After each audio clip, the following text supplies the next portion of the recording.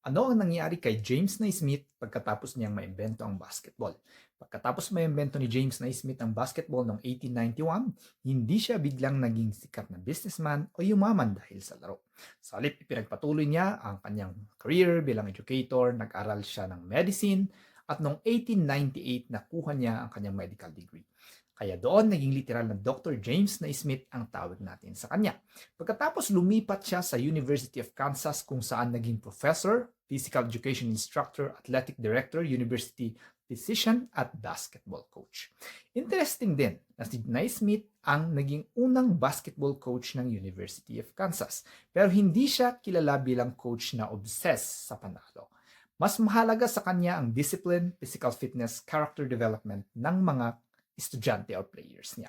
At eventually, yung University of Kansas na minsang tinuruan ni Naismith ay naging isa sa pinaka-historic basketball programs sa United States. Doon naglaro ang ilan sa mga pinakasikat na NBA stars sa history. Kasama na si Wilt Chamberlain, isa sa mga pinaka-dominant players na nakita natin sa NBA, Mr. 100 points. Nandoon din si Paul Pierce, kung nakakaalala nyo, yung joke sa kanya nung NBA Finals. At mas recent naman na naglaro ay si Joel Embiid at marami pang iba. Kaya may direct historical connection mula kay James Naismith hanggang sa ilan sa mga biggest names sa modern NBA.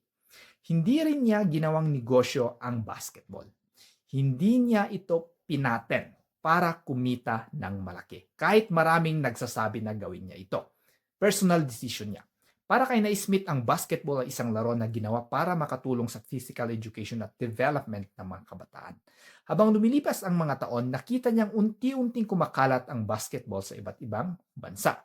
At noong 1936, isa sa pinakamahalagang moments sa buhay niya ang nangyari. Naging official Olympic sport ang basketball sa Berlin Olympics.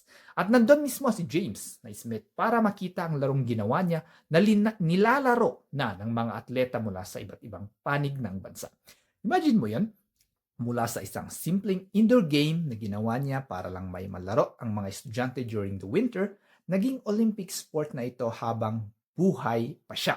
So, nasaksiyan niya. At hindi lang iyon, noong 1939, buhay pa rin siya na ang ginanap ang kauna-unahang NCAA basketball tournament.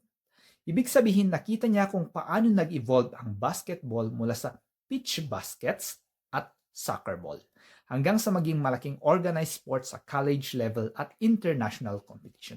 Pero noong November 28, 1939, namatay si James Naismith sa edad na 78 matapos magkaroon ng brain hemorrhage following a serious stroke.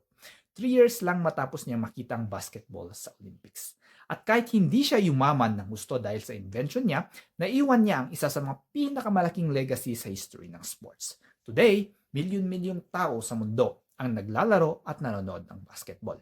Ikaw at ako at marami pang iba.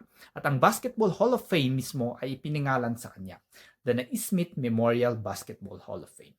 Mula sa isang simpleng problema noong winter ng 1891, nakagawa si James Naismith ng larong nabuhay ng mas matagal pa kaysa sa kanya at naging bahagi ng kultura ng buong mundo.